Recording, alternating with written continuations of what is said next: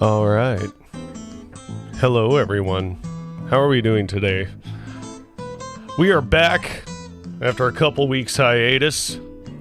I was doing all kinds of stuff. I had played a show last Thursday, which was great.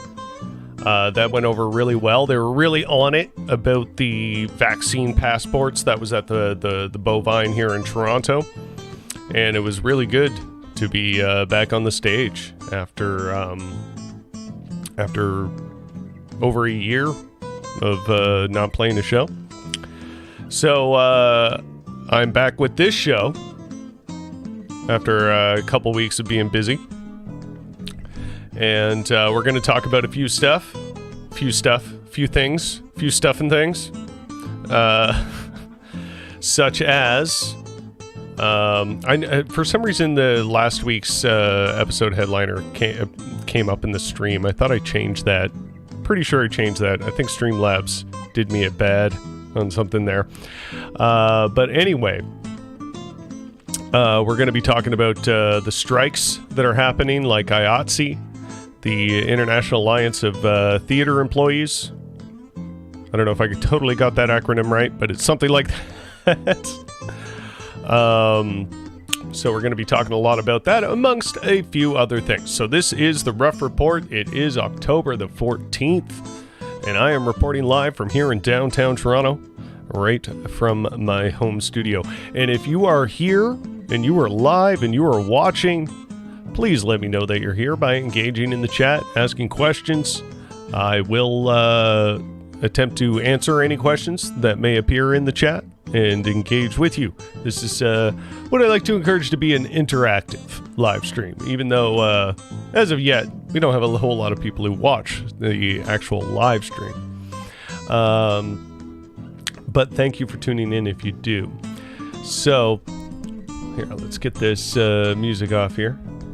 I have no Nat today. I apologize. I know we all love Nat. I love having Nat as the co-host. She helps me to keep my brain on track with a number of things that I always intend to talk about.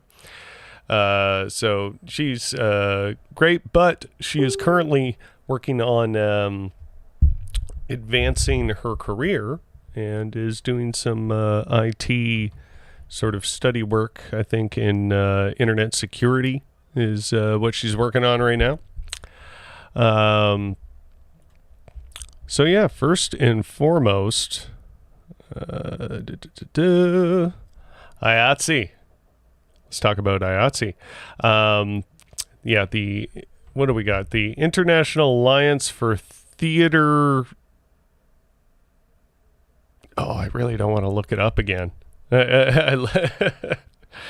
It's theater something employees, but anyway, all the power to them in their struggle. They have just authorized that very soon, if their demands cannot be met, that 60,000 employees are authorized to go on strike, shutting down many Hollywood productions. Living in Toronto, especially over the past number of years, probably about, I don't know, since Netflix really started taking off and doing original shows, the area around Toronto and Hamilton and that kind of whole Southern Ontario region has been quite a hub for film. And I know many people that have had the benefit of working for the film industry, but at the same time, as much as that is a benefit and they're happy to have a job and they're happy to be part of an industry that they feel passionate about and connected to, the labor conditions that have been forced upon them in many ways are completely abhorrent.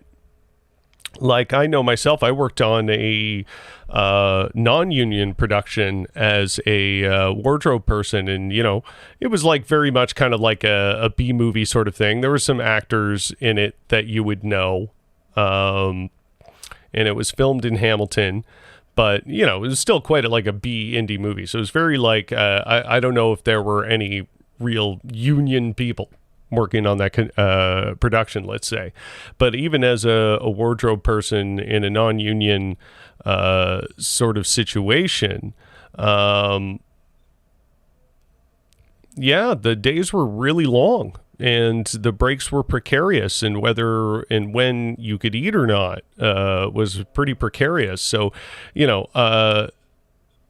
I have a tremendous amount of sympathy for them, and as should any worker, though. You shouldn't have to, be part of that particular industry to have some level of sympathy for working grueling hours and recognizing that that's not a thing that any working person should have to deal with at all. I feel like that's should be pretty self-evident. Although, of course, there are unfortunately people out there who are like, probably take that get used to it, suck it up, buttercup sort of approach to things, unfortunately.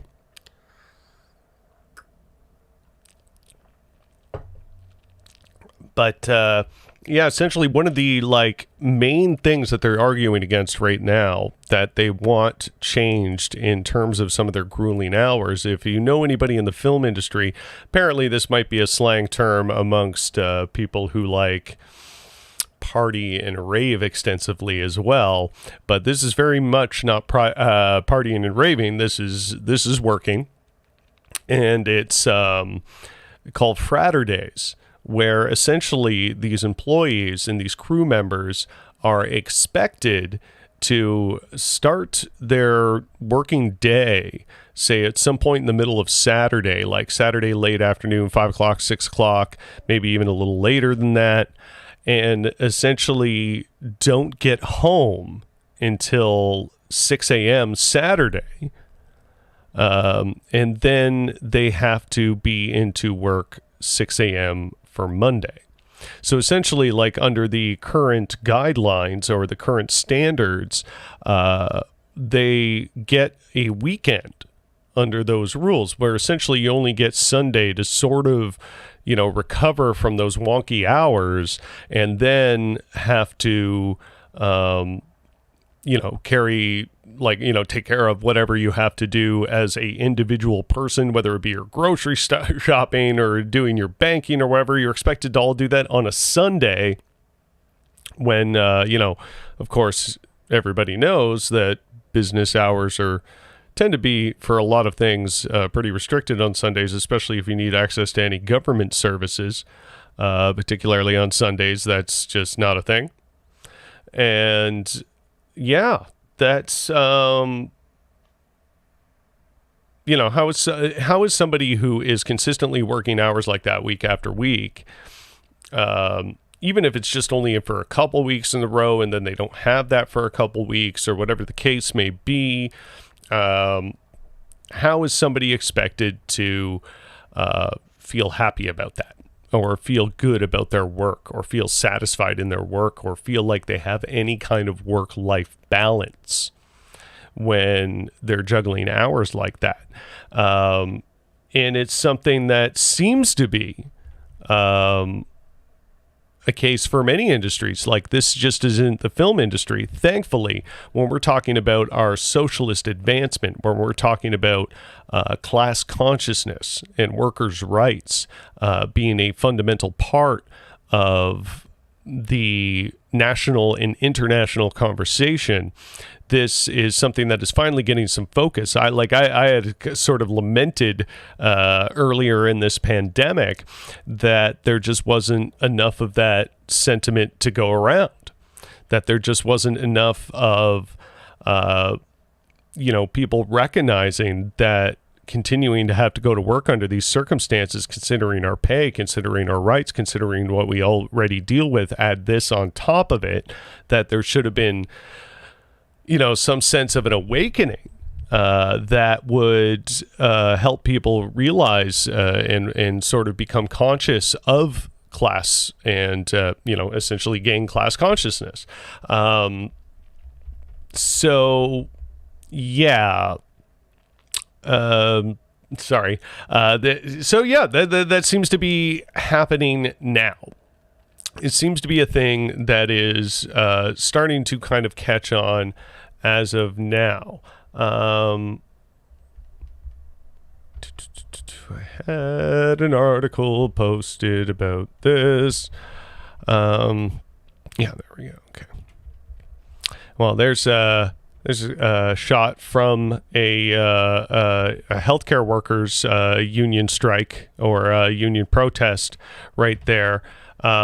Because, essentially, as this article from The Guardian notes, the wave of U.S. labor unrest could see tens of thousands on strike within weeks. You know, not just the 60,000 belonging to the film industry, but many other industries across from that. There seems like, as particularly in the U.S., the very large healthcare company, Kaiser Permanente, about 24,000 nurses and other healthcare workers at Kaiser Permanente in California, represented by the United Nurses Association of California and the Union of Healthcare Professionals, will vote on a strike authorization from the 1st to 10th of October. The union took issue with Kaiser Permanente's 1% wage increase for workers, cuts to wages for new staff, and benefit cuts in the company's most recent offer. So just like, think about that for a second. In the company's most recent offer,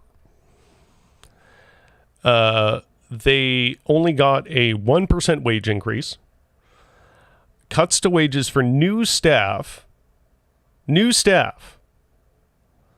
benefits cut in the company's most recent offer. So like benefits across the board, I guess that's meant to imply. That's really amazing to me in a time where you're seeing so much sort of liberal and neoliberal and conservative sympathetic media, both independent and memes, right up to the mainstream, continue to try and imply and push forward the narrative that the problem that the work shortage is causing, or that what the root of the problem of this work shortage is that people are lazy and they don't want to work and they're depending too much on the government and government benefits. And then, like anybody who's a working person knows that isn't true, knows what we are fighting for. And they're essentially like kind of putting salt on the wound. I think it's kind of like, as much as it's an insult, it's sort of awakening to the class consciousness. But so in that time, when we're talking about a pandemic and coming to the realization of, how much of workers that we put at stake for the benefit and fate of our employers, and they come out with a 1% wage increase, cuts to new workers while they're whining about work shortages and benefit cuts. If there was ever a time to take some sort of massive action in terms of striking, in terms of, essentially making employers and those who hold capital within our society pay back something, whatever you consider their fair share, but pay back actually something of meaningful substance. If there was ever a time to fight for that and make it a known idea, it's definitely in times like these, as I had earlier said, with lamenting the fact that this didn't happen or seem to happen earlier in the pandemic. But now we're seeing these sort of labor issues and these labor conflicts come to a head. And it isn't just these particular healthcare workers, but to continue on with Kaiser Permanente, 700 building engineers in San Francisco are already on strike. An additional 34,000 health workers in Oregon and 74,000 health workers with the United Steelworkers at Kaiser Permanente also announced strike authorization votes. So not officially on strike yet, but it's authorized. Other unions representing thousands of workers at the company with expiring union contracts are considering strike authorization votes. So this company in particular is in a lot of trouble. And, it begs the question, where did they get off in doing this? Where did they get off in thinking that this is something that they can get away with? I hate to, almost in essence, cheer on some sense of accelerationism, but being so crappy has certainly seemed to light a fire underneath these employees. After 4 months of negotiation with the Alliance of Motion Picture and Television Producers, the International Alliance of Theatrical Stage Employees announced strike authorization of 60,000 workers, as I had said. There gets into that. You literally can't make films without these employees. Kaiser Permanente cannot maintain and run its facilities without healthcare workers. About 1,100 coal miners in Alabama have been on strike for the past 6 months, and 2,000 carpenters in Washington have been on strike since the 16th of September. 10,100 John Deere production and warehouse workers in Iowa, Illinois, and Kansas, represented by 9 locals with the United Auto Workers, voted 99% in favor of strike authorization if a new 6-year union contract isn't attained through negotiations with the company. So there is definitely a fervor and a bit of an awakening, at least in particularly in the United States, and of course with the amount of American film production that happens here in Canada, as I was earlier mentioning. I hope that there is a sense of translation to that here. And in the sense of Canada, I think there is a sense of that. You're definitely seeing it in, typical service work. Like here in Toronto, we have a lot of bars and different cafes and stuff like that.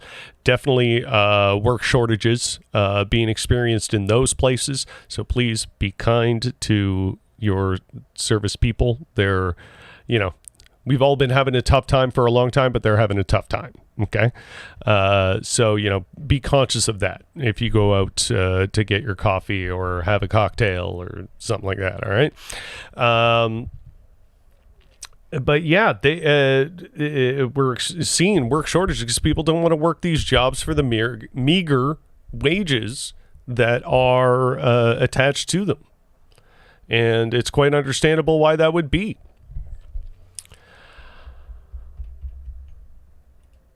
And across the board, there's people who are trying to move on to find better work, are exercising their rights and their access to whatever benefits they can, whether it be employment insurance or previously, the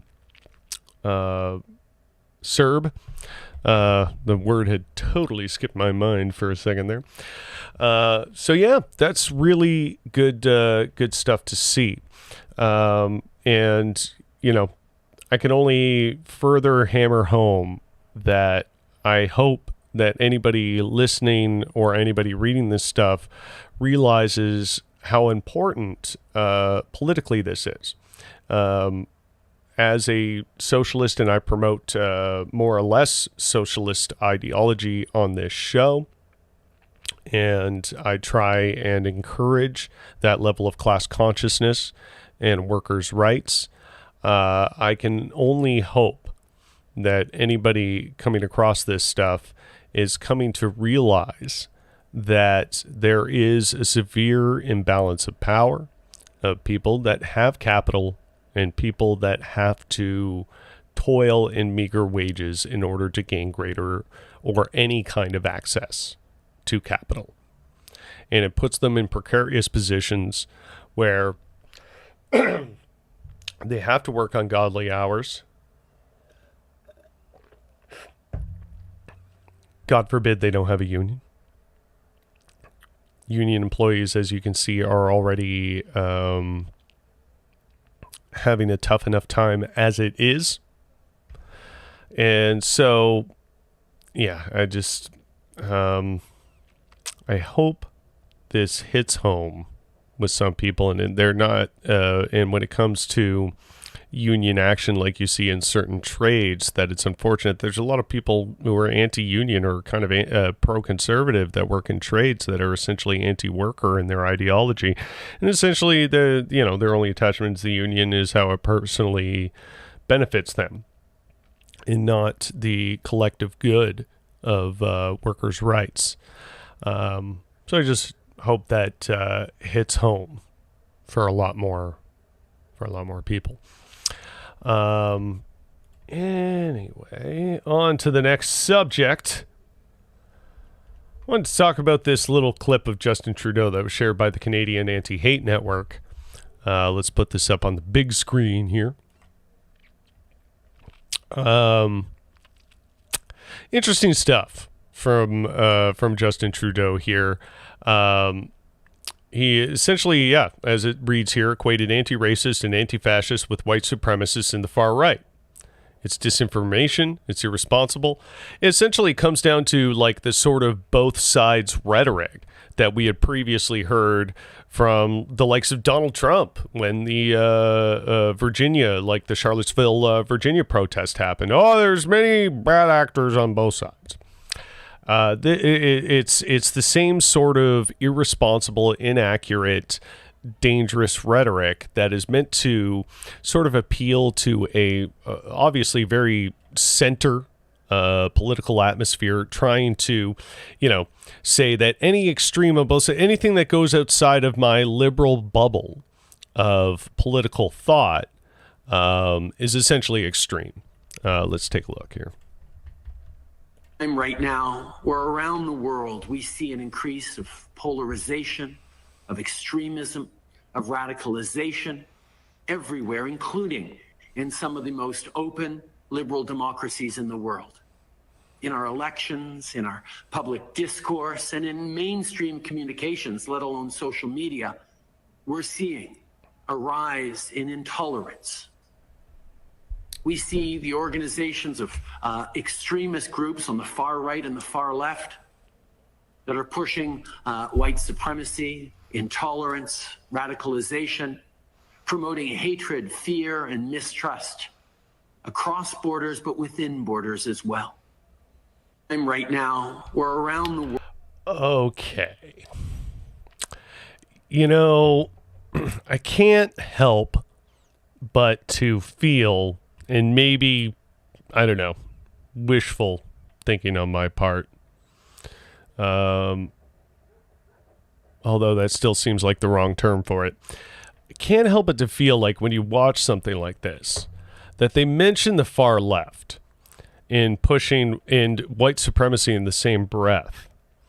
That, any conscious actor of the far left is distinctively anti-fascist and anti-racist and intellectualizes around anti-white supremacist rhetoric, like dismantling white supremacy is the one of the core tenets of leftist ideology.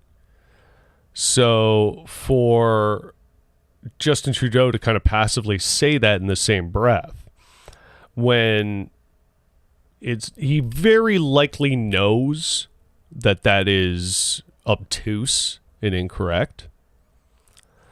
But I think I can't help but to feel like a lot of this stuff that we see that placates the right is an act of just sort of throwing the babies a bone, and I don't mean that as a good thing. I think that act is stupid, essentially. But I can't help but to feel like there's this essence of, well, if we just talk about fascism in the far right, they're just going to think we're anti-right and they're going to come down on us. It's like the false neutrality thing of a lot of major news outlets, where they go, like, this person is advocating to end homelessness, and this person on the right is advocating to keep them institutionalized and jailed.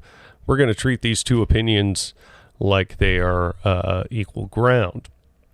And just to kind of placate this realm of thought that is essentially politically cruel and about power and about maintaining that power, namely white supremacy.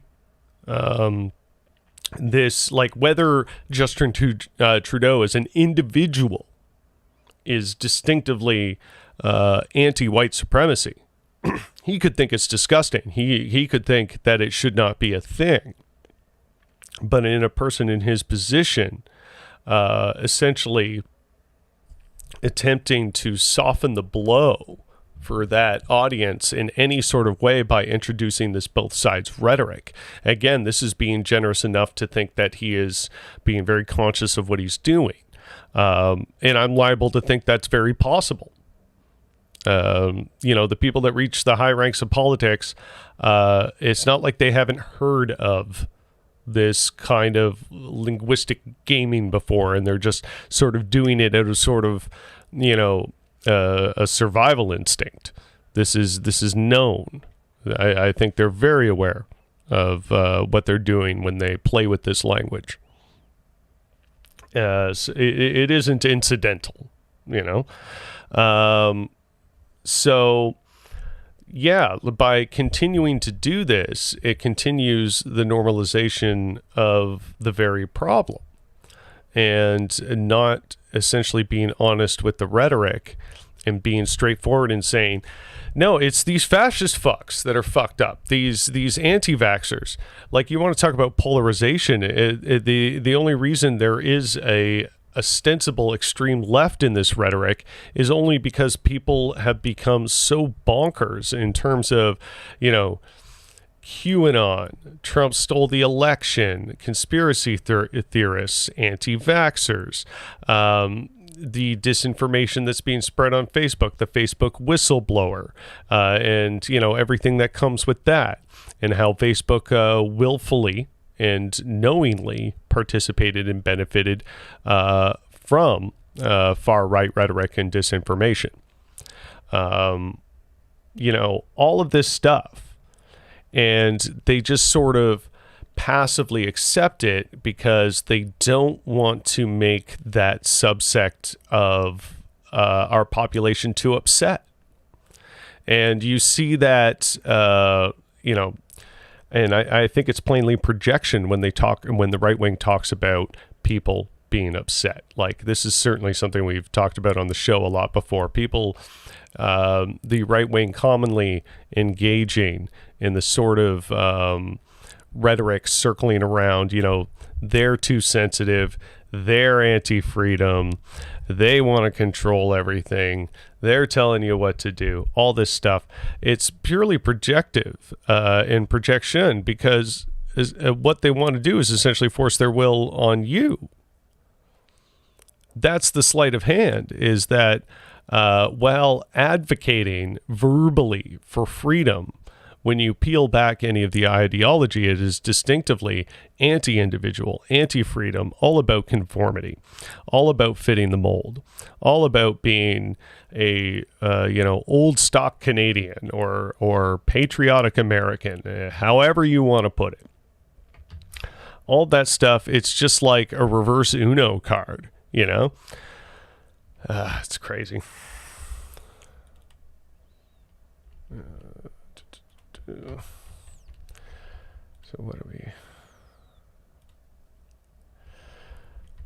Okay, moving on to this. All right, so Joe Rogan praises Tucker Carlson.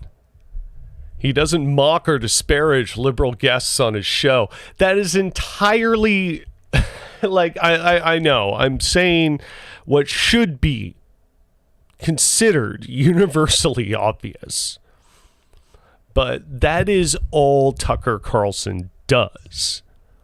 Like, he mocks and disparages liberals and makes up literal wild lies about their intents and their purposes. And that is entirely the purpose of his propaganda. What the fuck is Joe Rogan even talking about when he says this? What is he referring to? What is he talking about? And well, we can go to Matt Binder here, who is part of the Doomcast and Majority Report. Rogan's examples are Tulsi Gabbard and Brett Weinstein, people who have previously sort of dabbled in the left, but or have been adjacent to those atmospheres. Like Tulsi Gabbard sort of was temporarily endorsing Bernie Sanders for a little while before she completely took some sort of weird right-wing heel turn. And the same as for Brett Weinstein. These are some of the most right-wing so-called liberals that you can possibly be talking about in terms of how they've exercised themselves politically. Even though they might wear a Democrat badge in one respect or another, they're essentially right-wing people. So if these are, of course, like if you've ever watched Tucker Carlson, you would know that when a person who is ostensibly liberal or is promoted by the liberal side in any capacity, when they exercise sympathy for the right and even vaguely suggest that they're disappointed in Democrats or liberals, he seizes that as an opportunity to just shower them with praise. Like, oh, look, even Tulsi Gabbard is, she is sympathetic with their cause. Even this Democrat, they love that kind of tokenism. They love to take the representative of what they feel is their enemy, sympathizing with them, and taking that ball and running with it. It works super well for them. They love it. Anyway, we got Gloria Miller, who dropped a comment here.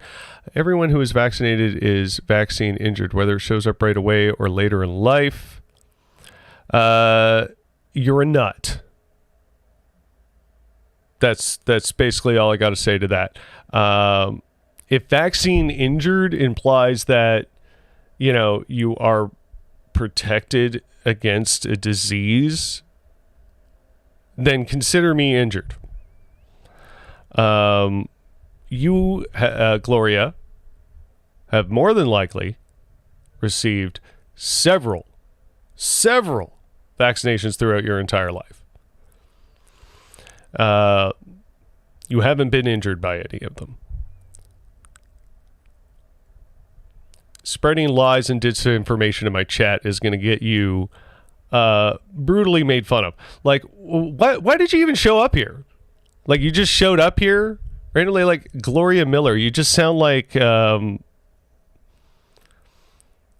just that name strikes me as somebody who is very internet Karenism. Let's put it that way.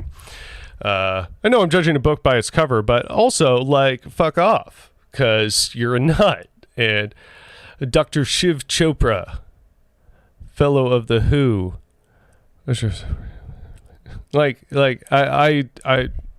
I could waste time on this show by diverting and Googling that guy's name. And I would encourage, actually, people to do this. Because I guarantee there is some amount of bullshit in what Gloria just said. Hands down, almost guaranteed. Like, she's like, I wasn't even talking. Was I talking about vaccines in like the past few minutes when she dropped that comment? Like, I don't even think that was on topic. She's just a fucking weirdo. Just spreading misinformation. And, that was a YouTube comment too. It must be very woesome for people in Gloria's position that YouTube is actively shutting down the kind of content that appeals to these nut bars. Because, even they, in all their power and might, have some semblance of a sense of social responsibility where they feel the need to do that. But anyway, And then there's back on topic with Joe Rogan praising Tucker Carlson on absolute nonsense. Because, that's like me saying, or somebody saying about me, that I don't criticize right-wing people on this show. Of course I do. It's the majority of the show. It's called Gloria here, an idiot. I assume she's right-wing because most anti-vaxxers are. That's just the reality of it. I think if you were to do a statistic measurement on that, that's what you would find. Thank you, Jordan, for telling Gloria to shut up, by the way.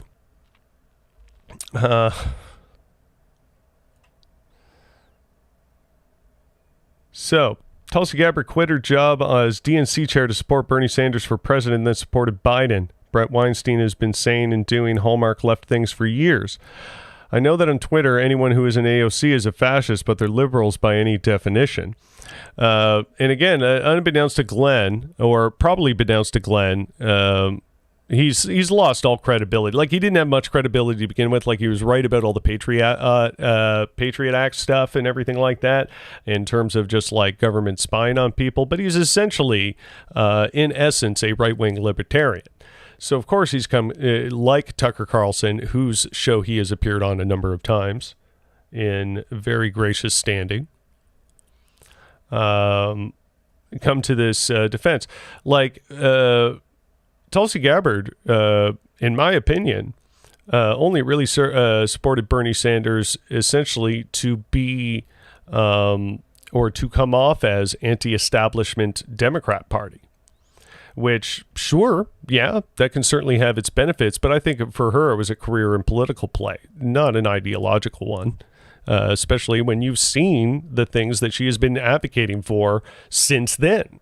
She is extremely not on the side of progressives, to put it lightly, and same with Brett Weinstein. So, of course, Glenn Greenwald, in his desperation to always try and chirp at the fellas from the Majority Report, even though he tries to claim that he doesn't care about them or whatever, I think it kind of goes to show. Yeah. Where's my... Okay. Black that out for a second. I wanted to get to a couple fun things here. Like just this in general. I enjoy this. Whatever this is. As Boo is this here, and Twitter says, from the Ted Cruz School of Trying to Be Relatable. Here is Ben Shapiro looking like the sweetest little boy in his cowboy outfit, even with his like it's like auntie and uncle said, "Oh, what an adorable little outfit you have, Benny. Show us your mean cowboy face. Show us your mean cowboy face. You're a tough cowboy." That's what that looks like. And just to note, as like an audio geek, like if we look around this microphone here, we can plainly see it's not plugged in, because right at that point right there, that little fat part that's sticking out of the back from the microphone stand, that's where the microphone plugs in. So that microphone is not working. I in fact have one of those microphones. I own one. I can show you.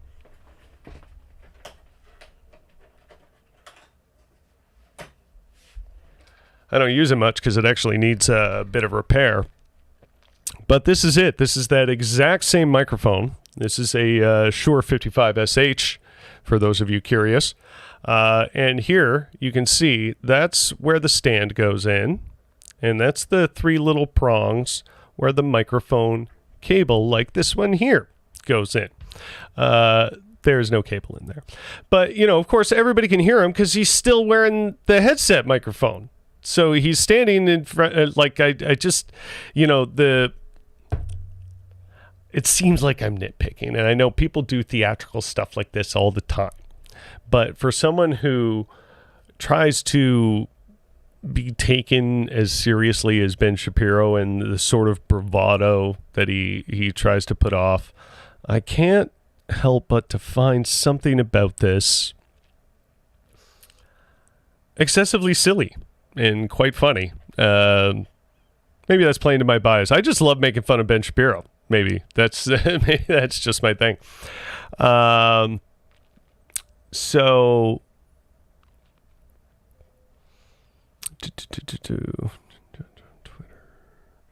oh yeah, this one.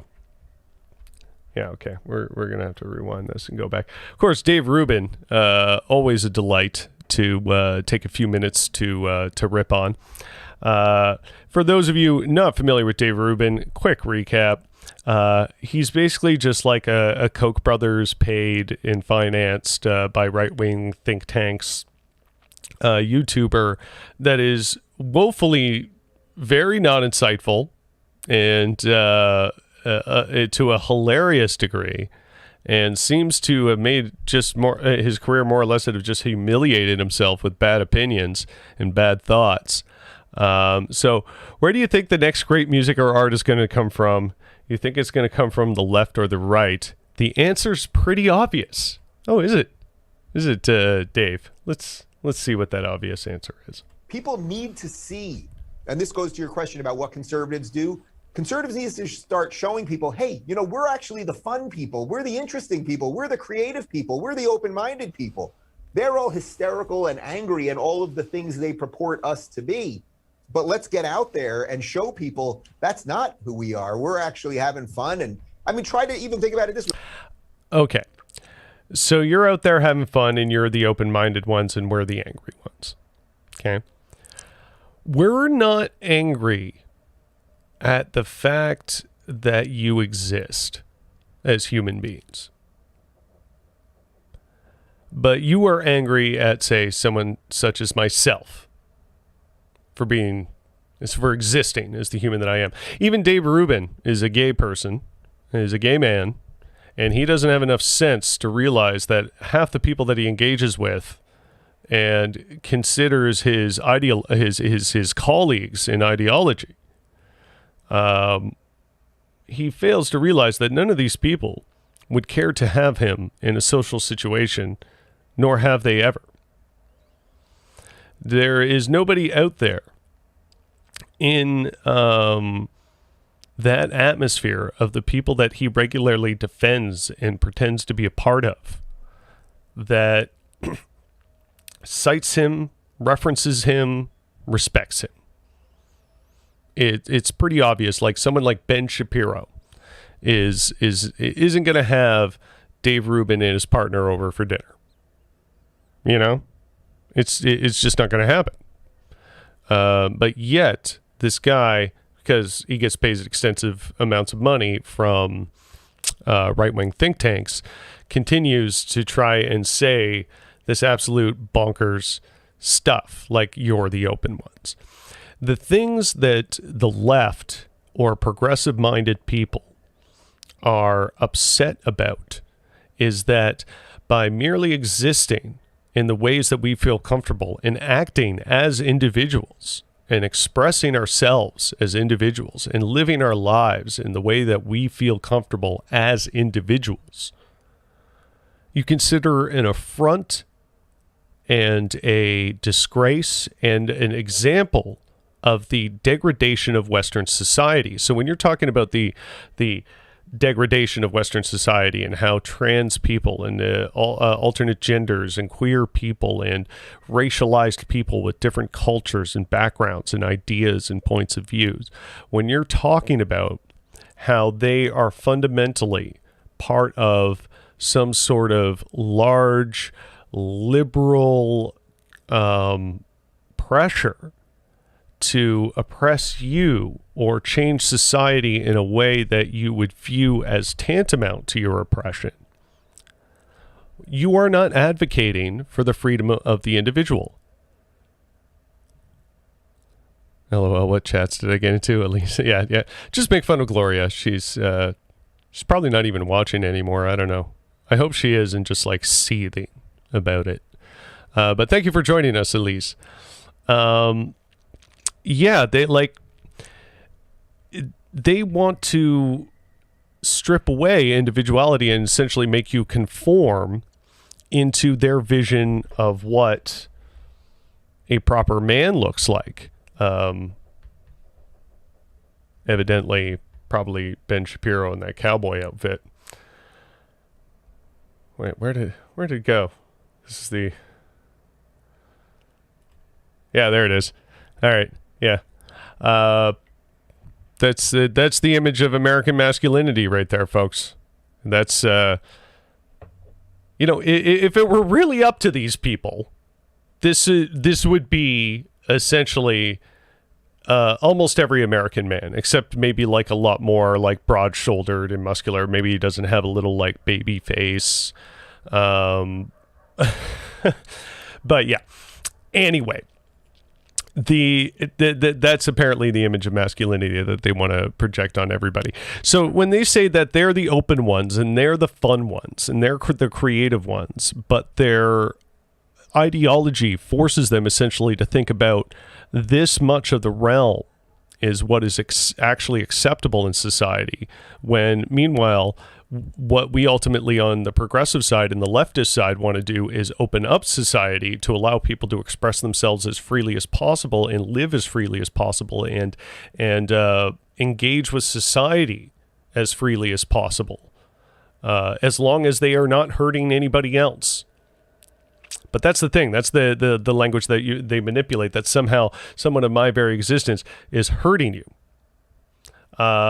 That by the fact that I express myself as outwardly feminine on a regular basis, or the fact that I enjoy the company of men romantically, that is seen as some sort of a personal affront to them.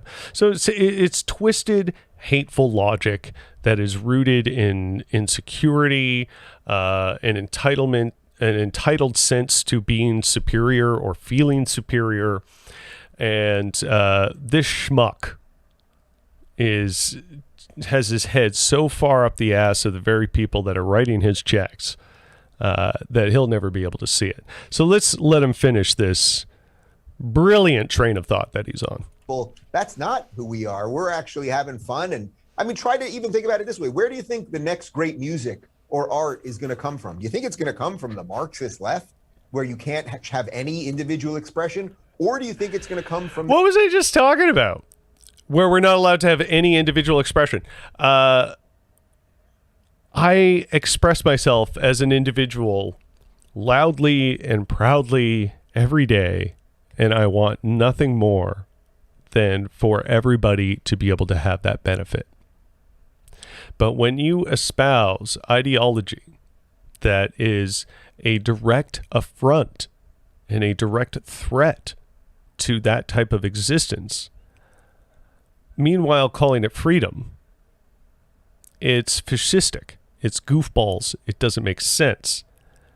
Like, we don't want any freedom of individual expression. Meanwhile, he says in the same statement that we got to convince the world that it's the right wing that are the creative ones. Meanwhile, it's, de facto meaning that it's a left wing that's been creating the open arms material that has carried on progression and carried on freedom of expression and carried on people living as individuals. This is the thing that we are essentially known for.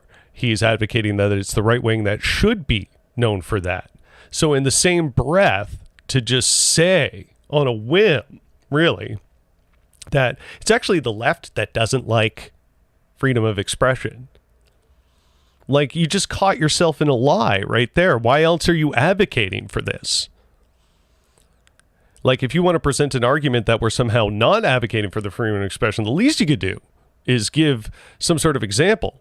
I don't know. What would that example be? Like Dave Chappelle's newest Netflix special, where he just spends the entire time punching down and telling low-hanging fruit jokes that everybody has essentially heard before, and is repeating a narrative that everybody has heard before and not offering any original thought or twist on it, but it's essentially just ages-old transphobia repackaged and spit out through a comedian that everybody believes is smart, and he is smart, and he's too smart to do that. That's one of the most insulting parts about it. That's the freedom of expression that they want to advocate for, but meanwhile, take it as an affront to their freedom of expression if anybody like myself mentions anything about it in the capacity that I just did. I don't want Dave Chappelle, nailed to the cross. I don't want him canceled. I don't want him removed from the popular lexicon.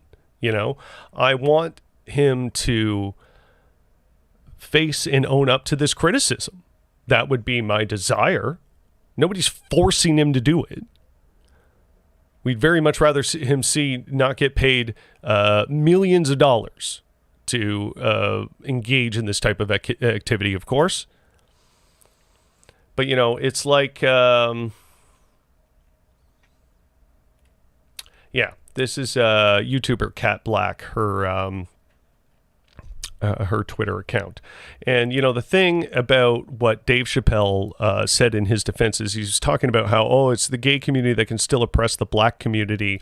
And he was almost like, in a lot of ways in his narrative, he should have known better, but that's the thing. And I think he tried to play defense for it in a bit of a weak way. And this is what Kat Black here mentions, who is a black trans woman. And he essentially is putting it like, I can tell jokes about the queer community and trans people and be mean to them because the gay community is still very bad to black people, and the white gay community is still very bad to black people. And while it's true that racism absolutely exists in the gay community, as progressive and liberal or left-wing as queerdom can be, there is certainly racial problems that exist within that dynamic, and it's very intersectional. But what Kat Black notes here is LGBT is an increasingly large group of vastly different people who are still a minority. Some of us are both black and LGBT, and when black folks respond that way, referring to Dave Chappelle, I am reminded that their utopia not only doesn't include me, but fights to discourage others from being like me. It is essentially still transphobic and ignores the existence of black queer people like Dave. You cannot make this dynamic as if it's about the queer community oppressing blacks, because again, it's intersectional.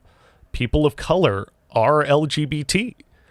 And as one of my favorite authors and intellectuals notes, Angela Davis, that, when you're talking about the demographics of Western society, and you want to talk about who is systemically the most downtrodden, it is black trans women. And I think she's absolutely correct in how she unpacks that. I encourage that you look into it. So, it's just in a number of ways. Dave's approach was disappointing and fucked up. And, going like, I'm on Team TERF, gender is a fact. That's not a joke. Like, that doesn't even have a punchline, my guy. You're just saying stuff that is going to get a certain crowd fired up. And it's disappointing and shallow, in my opinion. And I think somebody like Dave Chappelle, it can be a lot smarter and better than that. We've seen him be smarter and better than that. If you're hearing a siren, I think it's a commotion outside. I'm in downtown Toronto. My window's open because the building turned the AC off because it's October, but it's still freaking over 20 degrees. So it's kind of hot in my apartment right now. You might even see a little glisten of sweat on my forehead here as I'm sitting here. So yeah, at least you're better. You're right. He should have known better. And I think he does know better. And that's what's disappointing about this stuff, is that I think a lot of these people, maybe not Dave Rubin, because he's about as smart as a sack of wet doorknobs. Maybe he's not smart enough. But I think most of these people who are these bad faith intellectuals absolutely know better. Or bad faith entertainers, or however you want to put it. I'm quite certain they know better. I just think it's easy points. makes their job easy to target stuff. That just seems easy to target. The old Terry Pratchett quote, satire is meant to question and mock the powerful. If you are not doing that and not mocking the powerful and mocking the downtrodden, it is not satire. It is bullying. Simple as that. So Cat Black goes on here. If you're going to advocate for black people, you have to accept that black people are not a monolith. We say that all the time when we discuss stereotypes, but less so when we discuss advocating for all black folks, some of whom are LGBT. And like I said, I would advocate for Dave Chappelle what he has said about race and racial commentary and George Floyd and all of that stuff. He is obviously dead right about. And again, that's what makes this latest controversy of his so disappointing and so wrong and essentially so harmful, because plenty of people who are maybe not so ready or understanding of the queer community and all its diversity is going to watch that and get some really bad ideas planted. And I just, I wish people would do better. That's all. Is that so much to ask? So speaking of people doing better, I want to do a throwback to the beginning of the show. Labor disputes, people going on strike. It can happen. They're going to get, like IATSE is going to get what they need. I am confident in that. Too much of this economy is dependent on that film industry, and it's time workers, not only in the film industry, but across the board, recognize the power that they yield in this society. And, sorry, I was trying to turn on my music here. Recognize the power they have in this society.